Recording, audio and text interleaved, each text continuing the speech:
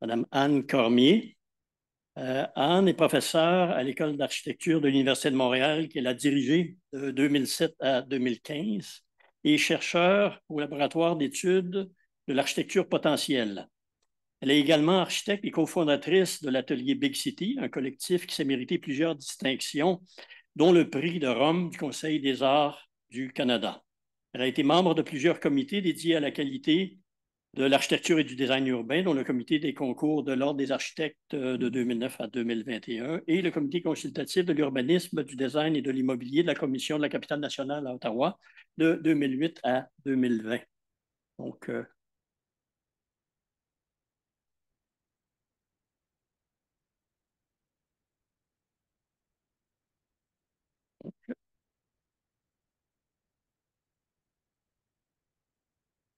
Est-ce qu'on peut se débarrasser de la colonne de droite ou il me semble qu'elle n'était pas là dans les autres présentations.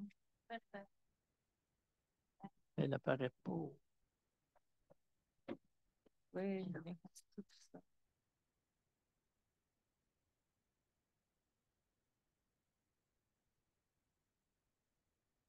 Pardon.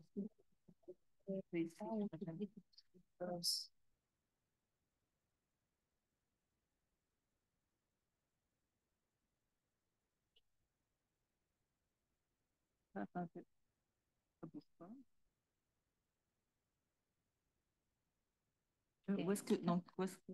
Maintenant, ça c'est actif, donc juste... Parfait. Bon, alors, merci beaucoup, Roland, pour cette aimable introduction. Donc, aujourd'hui, je vous présente 5 projets qui ont été réalisés par des étudiants de 3e année de baccalauréat à l'École d'architecture de l'Université de Montréal. Roland, je te remercie non seulement pour l'introduction, mais aussi pour avoir gentiment partagé ton expertise avec les étudiants à 2 reprises au cours du trimestre. J'en profite aussi pour souligner l'apport de Madame Marie-France Benoît de la firme Avison Young qui m'a fourni une liste d'édifices susceptibles d'être transformés en logements.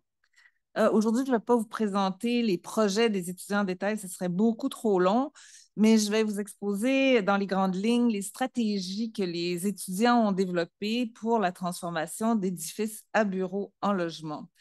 J'ai choisi 3 édifices pour cet exercice, puis j'ai délibérément évité de retenir des édifices qui auraient une valeur patrimoniale parce que ça aurait vraiment ajouté un autre niveau de complexité à l'exercice. Puis je tiens aussi à préciser que dans les projets que je vous ai présentés, toutes les conformités au code ne sont pas réglées. Donc, c'est une espèce d'avertissement en sous-titre. Il s'agit avant tout d'exploration architecturale pour réfléchir à l'habitabilité des lieux. Est-ce que j'arrive à... Oups, non, j'ai fait n'importe quoi. Oups. Bon, c'est bon. Alors, du point de vue d'un architecte, la transformation d'édifices à bureaux en logement peut poser plusieurs défis. Donc, ces édifices sont souvent de grande profondeur de plancher et ça complique l'éclairage naturel des intérieurs. Il y a aussi la question de la résistance thermique des façades. Elle peut être inadéquate. Donc, on a vu plutôt que ce n'est pas parce que c'est des édifices à bureaux que l'enveloppe est inadéquate, là, mais c'est parce que ça se produit dans les logements aussi, là, mais disons que c'est un facteur. Ensuite, les espaces de vie extérieurs sont limités. On a rarement des balcons dans les édifices à bureaux. Je crois qu'il y a une magnifique terrasse ici. Et puis, il y a aussi l'intégration de tout le travail qui est fait par les autres disciplines. Bon, entre autres, il va y avoir des mises aux normes. Par exemple, en structure, on peut ajouter des murs de refend. Et puis, bon, évidemment, en mécanique plomberie, l'ajout des systèmes de ventilation, de la plomberie pour individuelle des logements, la question de la captation des eaux de pluie, ben, c'est des éléments qui doivent être pris en compte puis qui finalement constituent un beau casse-tête lorsqu'on s'attaque à la transformation d'édifices à bureaux en logement. Puis ces transformations nous donnent aussi l'occasion de réfléchir à nos modes de vie. Donc, il y a, oui, les édifices, les matériaux, mais aussi comment vit-on. Donc, les étudiants, quand même, dans la plupart des cas, réfléchissent à partage de certains espaces, des unités peut-être plus efficaces. Enfin, vous verrez. Qu'est-ce que j'ajoute ici? Bon. Donc, la question de transformation d'édifices à bureaux, à logement, n'est vraiment, c'est pas une question qui est nouvelle, on la connaît. Bon, il y a beaucoup d'édifices qui ont été transformés en loft dans le temps, mais elle connaît un regain d'intérêt en ce moment, et puis plus particulièrement depuis la pandémie, là, avec l'avènement du télétravail et puis une baisse de fréquentation des édifices à bureaux. Donc ici, je voulais simplement mentionner quelques exemples. Bon, il y avait un très bon dossier de la revue DA de 2021 qui traite de cette question. Puis, toujours en France, le Sénat vient tout juste, enfin, il y a quelques jours, d'apporter une proposition de loi visant à la transformation de bureaux en logement. Donc, il y a un appui légal qui se met en place. Depuis 2019, il y a un prix international de la transformation de bureaux en logement qui existe en France. Il y a de très beaux projets qui sont réalisés, comme celui qui apparaît là, en haut à droite. À Calgary, il y a un programme d'incitation au développement du centre-ville qui soutient la conversion d'espaces de bureaux en unités résidentielles, en hôtels, en écoles et en centres des arts de la scène. Bref, cette question de transformation et ça fait d'actualité. Le premier des trois projets que je vais vous présenter est un immeuble qui est situé dans Côte-des-Neiges, devant le centre d'achat du même nom. Les étudiants devaient, comme contrainte, conserver la fonction commerciale en rez-de-chaussée et pouvaient utiliser le terrain de stationnement qui est à l'arrière pour agrandir l'édifice. En fait, c'est un édifice qui est très bien situé en termes de marchabilité, de mobilité. Il y a beaucoup bon, il y a des commerces, il y a des institutions qui sont à proximité. Puis le règlement d'urbanisme permettait d'y ajouter 2 étages. La structure était capable de les soutenir. Malheureusement, il n'y a aucun étudiant qui a emprunté cette avenue.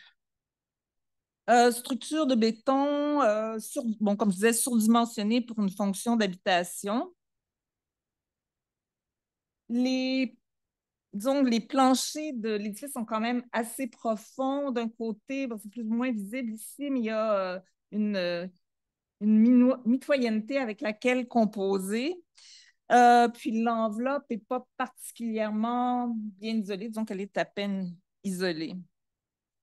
Dans les études préalables que les étudiants ont faites, bon, ils ont examiné le contexte et puis ils ont aussi considéré le visuel, l'horizon. Qu'est-ce qu'on peut voir à partir de l'édifice? Bon, la composition des façades, etc. Le rapport, il y a aussi la question du rapport à la rue, puis le potentiel d'intervention.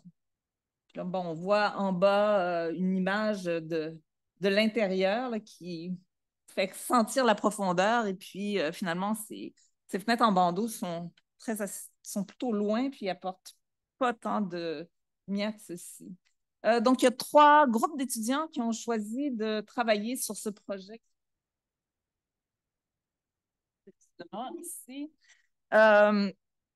Donc, dans ce cas-ci, on voit le projet des passerelles. Donc, les étudiants ont, entre autres, décidé de faire certaines démolitions pour faire entrer l'air et la lumière, puis pour faciliter l'aménagement des étages. Et dans leur cas, ben, ils avaient réfléchi à des logements intergénérationnels pour étudiants et aînés, donc des unités qui étaient réservées à des aînés et des unités plus petites qui étaient réservées à des étudiants en estimant qu'il pouvait y avoir une mutualisation entre ces gens, donc un rapport d'aide de l'un à l'autre.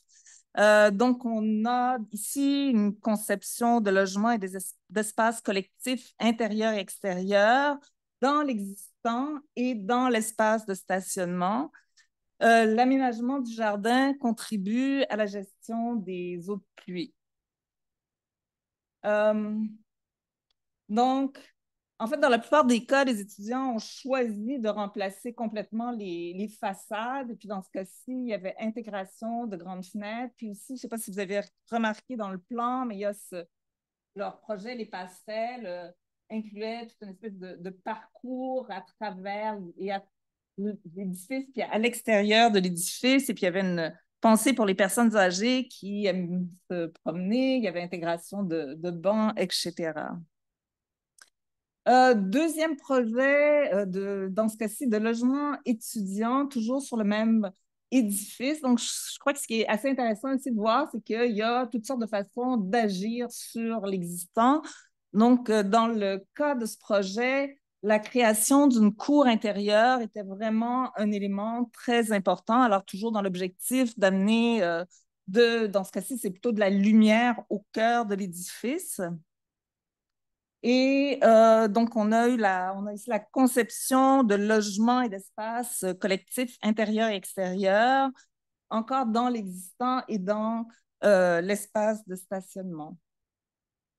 Autre particularité de ce projet, donc non seulement il y a le remplacement complet des façades, mais il y a aussi l'intégration de grandes fenêtres et puis l'intégration de balcons au périmètre, donc d'espaces extérieurs disponibles pour chacune des unités. Dernier projet de Côte-des-Neiges, assez original, donc une résidence temporaire pour nouveaux arrivants. Donc, c'est un usage très pertinent dans le quartier où se trouve effectivement une grande population de nouveaux arrivants.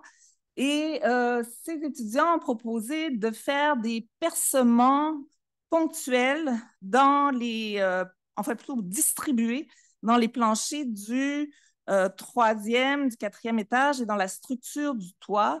Donc, dans ce cas-ci, ils ont opéré une division de logements à la verticale. Donc, un logement se trouve donc sur le deuxième, troisième, quatrième étage et a accès en toiture, ce qui permet d'avoir une pénétration de lumière sur toute la hauteur de ce logement-là. Tous les logements sont traversés par des puits de lumière dans lesquels ils ont intégré les escaliers. Donc, dans la diapo à droite, vous pouvez à peu près, j'espère, apercevoir les cinq logements. Donc, bon, c'est quand même visible, je crois.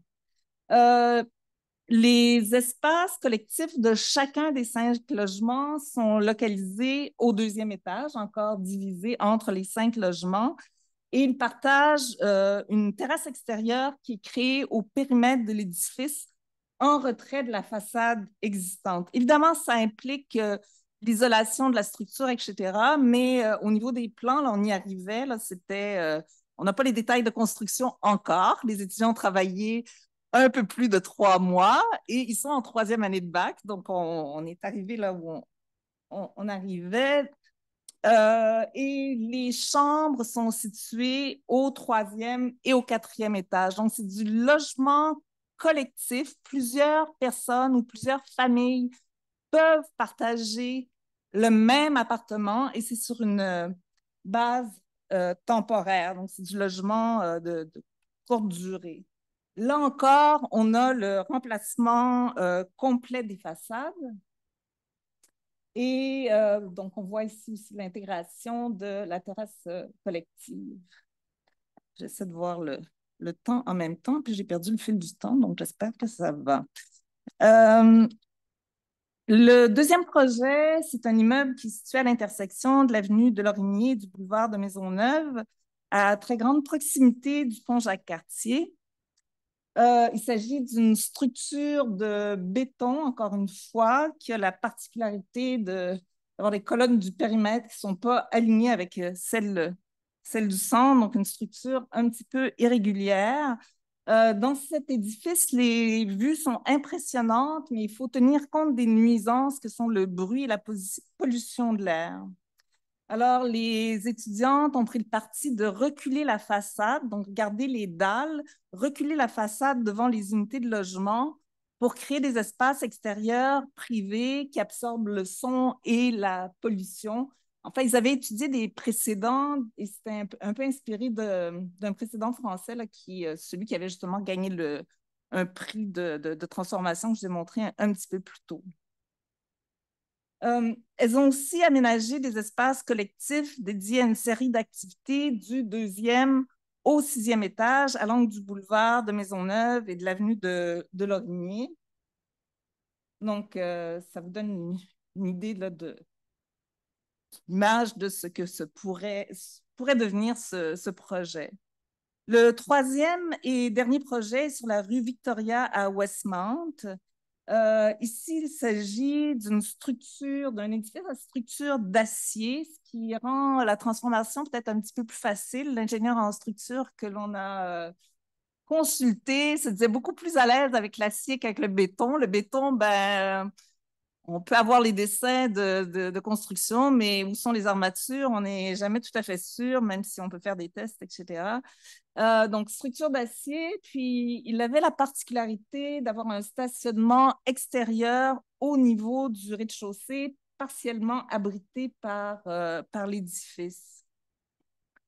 Les étudiantes ont apporté des modifications à la fois au niveau du plan de la façade et de l'ajout de balcons. Donc, du côté avant, il y a un recul de la façade pour utiliser les planchers existants pour en faire des balcons. Encore une fois, là, il y a toute la question euh, d'isolation qui doit être prise en compte et elles l'ont faite. Alors qu'à l'arrière, il y avait en bleu l'ajout de balcons. Il y a toute une requalification du rez-de-chaussée qui a été proposée et l'insertion de plusieurs espaces verticaux à l'intérieur.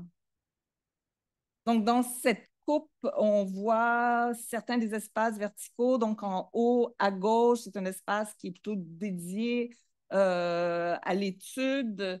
Et le programme qu'elles avaient choisi sont des résidences étudiantes qui pouvaient devenir auberges de jeunesse durant l'été. Et elles avaient aussi intégré un centre d'escalade à leur projet.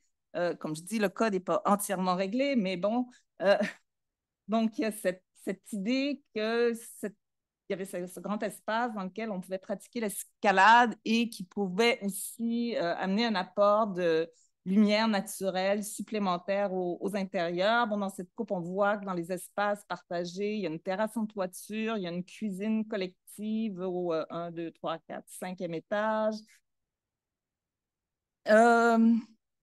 Et elles ont aussi réfléchi à un travail, ils ont fait un travail assez ingénieux sur l'optimisation de l'espace.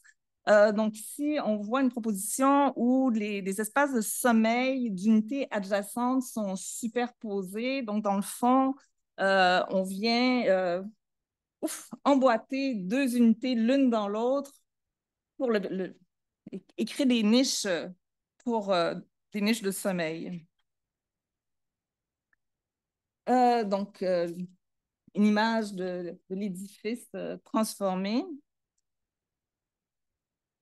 Donc, en résumé, dans les projets, l'apport d'éclairage naturel a été résolu de 3 façons. Donc, en créant des cours intérieures adjacentes aux espaces de vie ou aux espaces collectifs, dans le volume de l'existant, pour faire pénétrer la lumière, en reculant les façades pour à la fois diminuer la profondeur de plancher et, dans le cas de l'édifice qui est à droite, de créer un espace de tampon entre l'extérieur et l'extérieur.